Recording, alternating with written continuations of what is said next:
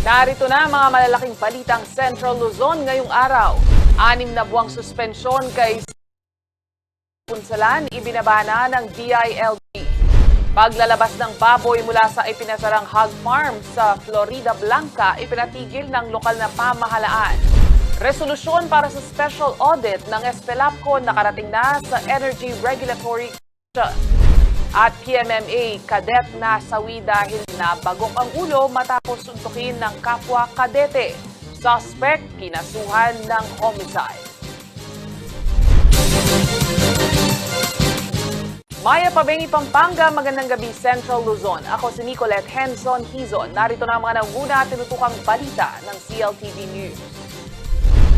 Ibinabana ng DILG ngayong araw, July 9, 2021, ang 6 na buwang suspensyon kay San Simon Mayor JP Punsalan.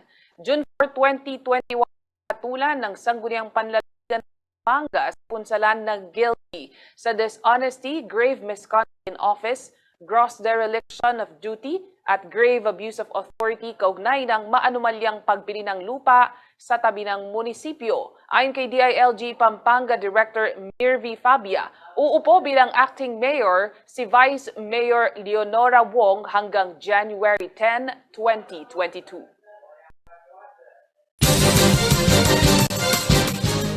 Naipadala na raw ng Sangguniang Panglungsod ng Siyudad San Fernando sa Energy Regulatory Commission o ERC ang resolusyon para sa request ng isasagawang special audit sa Espelapco o San Fernando Electric Light and Power Company.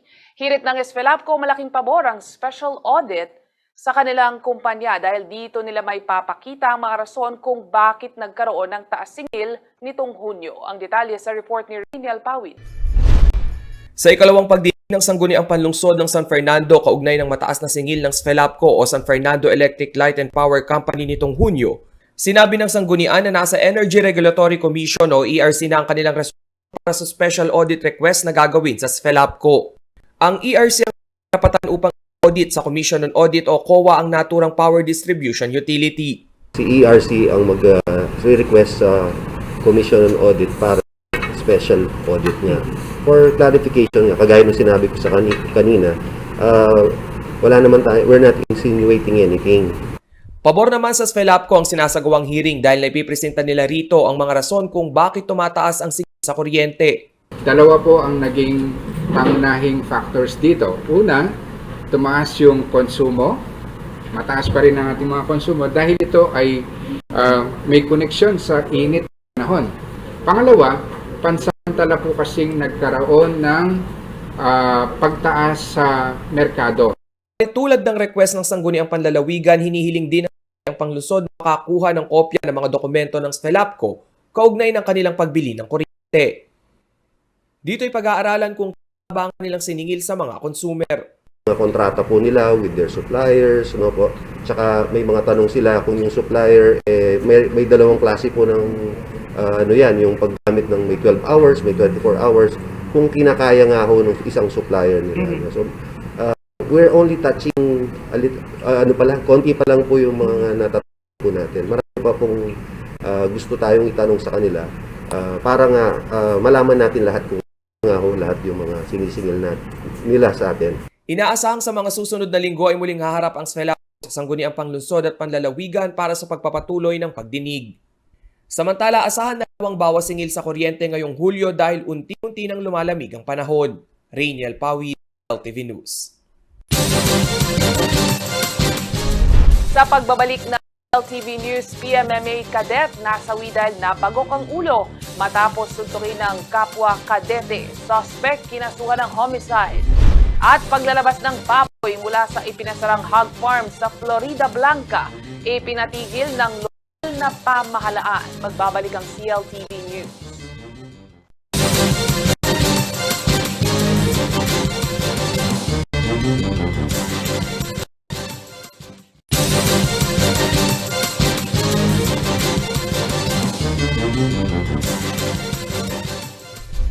Narito na mga malalaking balitang Central Luzon ngayong araw. 6 na buwang suspensyon kay San Simon Mayor JP Punsalan ibinabana ng DILG. Paglalabas ng baboy mula sa ipinasarang hog farm sa Florida Blanca, ipinatigil ng lokal na pamahalaan. Resolusyon para sa special audit ng Esfelapco nakarating na sa Energy Regulatory Commission. At PMMA cadet na sawi dahil nabagok ang ulo matapos suntukin ng kapwa kadete. Suspect kinasuhan ng homicide.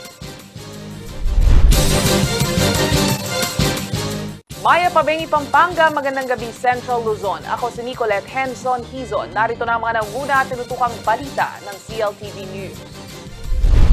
Ibinaba na ng DILG ngayong araw, July 9, 2021, ang 6 na buwang suspensyon kay San Simon Mayor JP Punsalan. June 4, 2021, ang hatulan ng Sangguniang Panlalawigan ng Pampanga si Punsalan na guilty sa dishonesty, grave misconduct in office, gross dereliction of duty at grave abuse of authority kaugnay ng maanumalyang pagbili ng lupa sa tabi ng munisipyo. Ayon kay DILG Pampanga Director Mirvi Fabia, uupo bilang acting mayor si Vice Mayor Leonora Wong hanggang January 10, 2022. Naipadala na raw ng Sangguniang Panglungsod ng Siyudad San Fernando sa Energy Regulatory Commission o ERC ang resolusyon para sa request ng isasagawang special audit sa Esfelapco o San Fernando Electric Light and Power Company. Hirit ng Esfelapco, malaking pabor ang special audit sa kanilang kumpanya dahil dito nila may papakita ang mga rason kung bakit nagkaroon ng taas singil nitong Hunyo. Ang detalye sa report ni Rainiel Pawid. Sa ikalawang pagdinig ng Sangguniang Panlungsod ng San Fernando kaugnay ng mataas na singil ng Sfelapco o San Fernando Electric Light and Power Company nitong Hunyo, sinabi ng sanggunian na nasa Energy Regulatory Commission o ERC na ang kanilang resolusyon para sa special audit request na gagawin sa Sfelapco. Ang ERC ang siyang may karapatan upang ipa-audit sa Commission on Audit o COA ang naturang power distribution utility.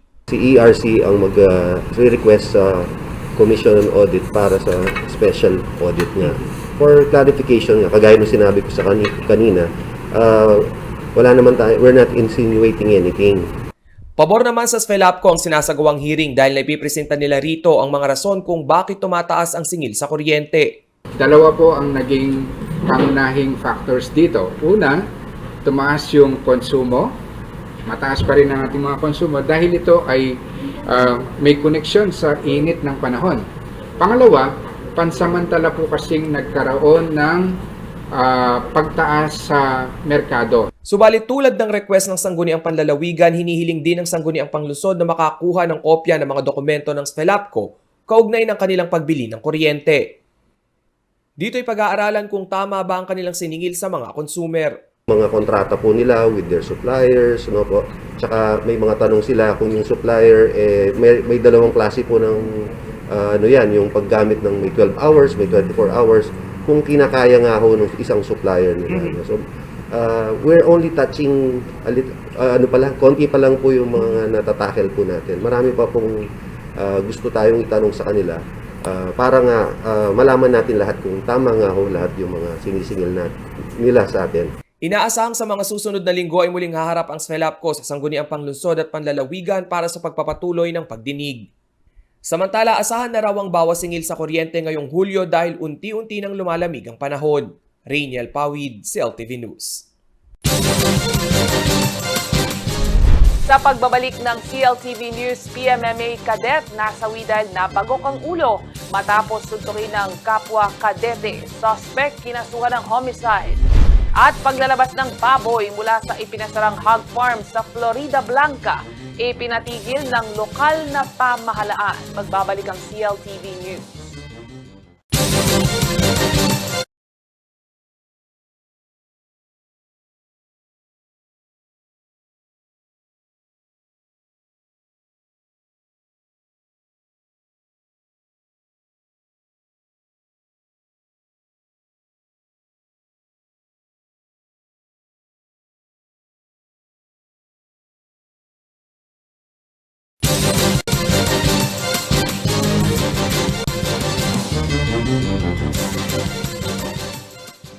Nagbabalik ang CLTV News at sa iba pang mga nangunang balita.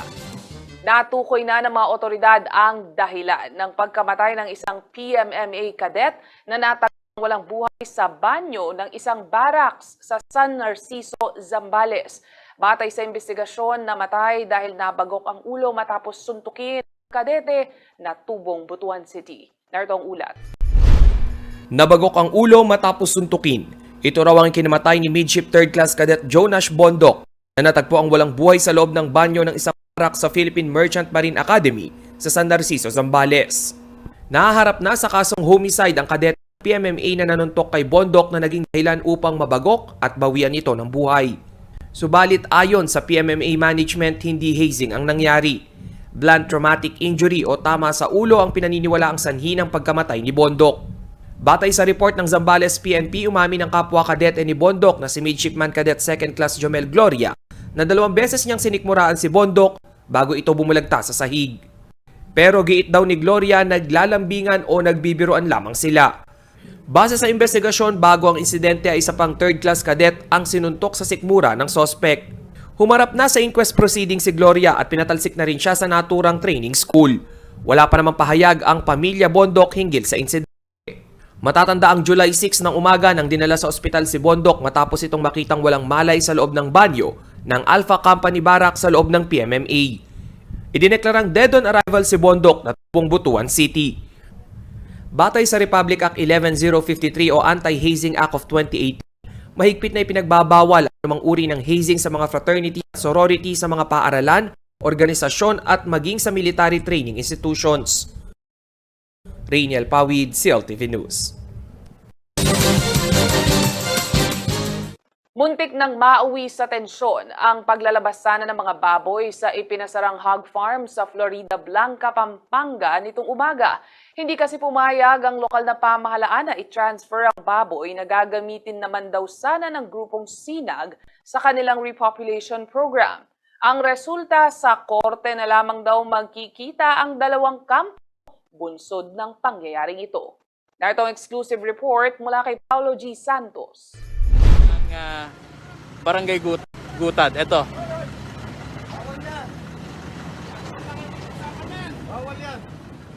Ayan. Ito ang mga tagpo na tila nagkasubukan ang mga tauhan ng naipasarang hog farm kumpanyang Evergreen Bioscience Technologies Incorporated at ni Municipal Administrator Tito Mendiola nitong umaga ng July 9, 2021.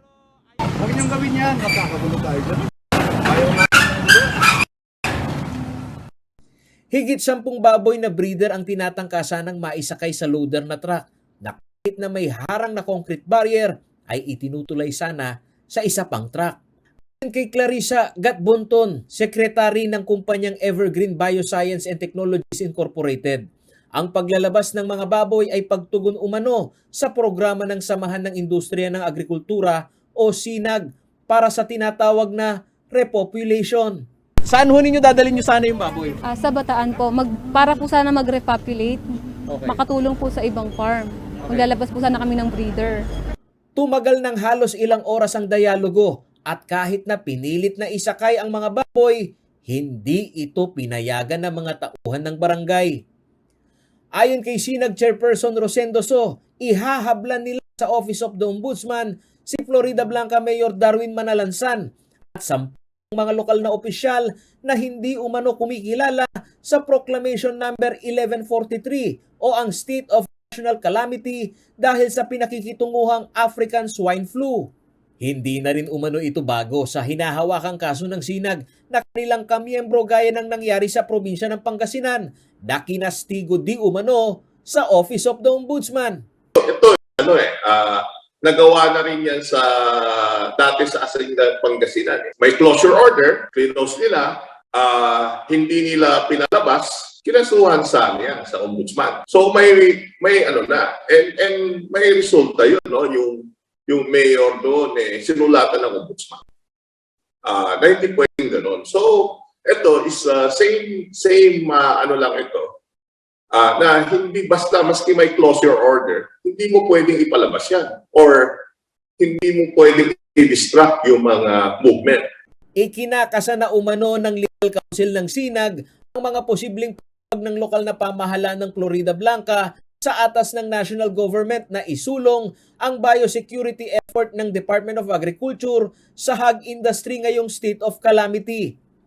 Sinabi ni So na pati na ang batas na Animal Welfare Act of 1998 ay maaaring magpatibay sa legal battle nila sa lokal na pamahalaan. Ang inaano natin is yung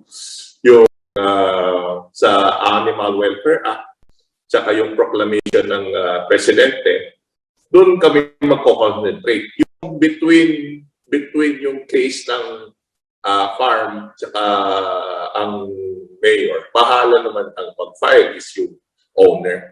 Kaduda-duda rin anya ang interes ng LGU na babala na kumpiskahin ang mga baboy ng naipasarang kumpanya.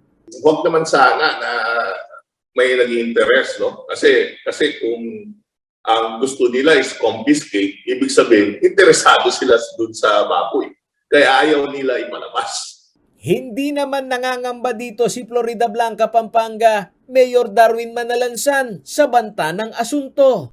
Higit anya sa negosyo, ang pinangangalagaan nito ay ang kanyang mga constituent na nagrereklamo sa masangsang na amoy. Lalo't ang naipasarang hog farm ay lumagpas pa sa higit 2,000 hog heads base sa inaplayang permit. Magbibigyan ka pero dapat wala naman mga apektadong tao. O, maraming tao dyan, mga 5,000 tao dyan. Sa isang barangay. Dalawa yan, di 10,000. Yung pangkiratik ako nga, dito ako nakatira Pero nakakamoy pa ako. Yan, hindi na masangsang ng katulad doon. Mali rin umano na paratangan siya na walang konsiderasyon sa naturang negosyo dahil ilang beses na rin siyang nakipagdialogo upang maisaayos ang operasyon ng naturang hog farm. Malaki na yung konsiderasyon binigay ko dyan. Pinapaayos ko lang yung kanilang facilities. Alisin lang yung amoy. Pwede man yan, gumasos ka lang, di ba? Hindi lang ginagawa for how many years? Paulo G. Santos, CLTV News. Sa pagbabalik ng CLTV News Cyber Guardians PH at Holy Angel University, sanib puwersa para sa Safe Cyberspace Campaign. At muling pagbubukas ng mga establishmento para sa mga bata, pinag-aaralan ayon sa DTI. Manatiling nakatutok at magbabalik ang CLTV News.